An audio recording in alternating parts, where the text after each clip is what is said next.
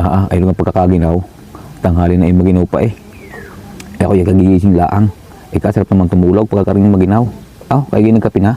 Kape tayo. Pampalis ng ginaw. Nga pala hindi kape. Tara itsa Tek na yan paano gagawa ng content pagkakaring ulan ng ulan. Sa labas kami nagawa ng content. Pagkakaulan, mamaya ititila. Tapos mamaya uulan na naman. Hindi naman tapos ang paggawa ng content. Tek na yan hindi naman niya makagawa ng content. Tayo magkwentuhan na lang. Tayo mag-istoryahan na lang. Alam nyo tayo mayroong kapwa Pilipino na napakahirap kausap. Yung simpleng tanong lang, sala pa ang sagot Tinan mo, bibigyan ako ng halimbawa. Tanongin mo, ikaw kumain na. Alam mo ang sagot siya iyaw? Ay ako man ibusog pa. Tama kayo sagot na yun. Kadali naman sabihin, hindi pa. Itatanong mo, kumain ka laga. Ba yung sagot ako may busog pa. Kayo na magsabay kung tama ang gayong sagot. Isa pa. Yung tanongin. Sabihin mo anong oras na? Alam mo sagot siya iyaw? Ay maaga pa. Tama kayo. Di kayo kadaling sabihin, alas 9:30, alas 10, mag-alas 11 na. Hindi sabihin maaga pa. Tek na yun. Palagay ninyo, tama kayo gayong sagot.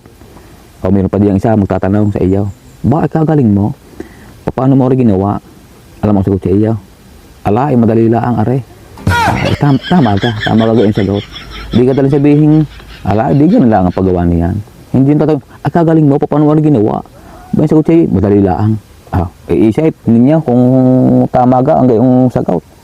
Meron pang isa. Tatanungin mo. Nasa na yung ina? Alam mo sagot sa iyaw? Bakit tama ka ang gayong sagot. Kadaling sabihin, nadinaw sa ilaya, nadinaw sa lubang bahay, nadinaw sa kusina. Hindi yung tatanong, nasa na yung ina?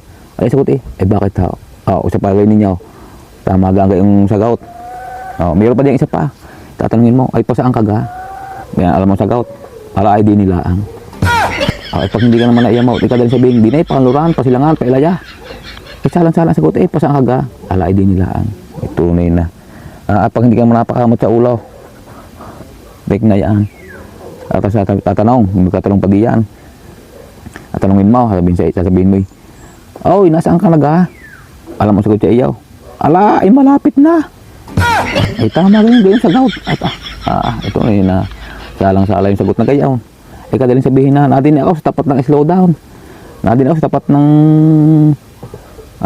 ng no blowing horn. Hindi yung tatanungin mo lang saan ka naga, malapit na. Salang-salang sagot. Ere pang matindi. Dini kanina, may nagtitinda ng isda. Hindi ko alam kung taga Agoncillo yun o taga Talisay. Yung titinda ng tilapia, ang sabi, yung may sabi, tilapia 120 ang kilo.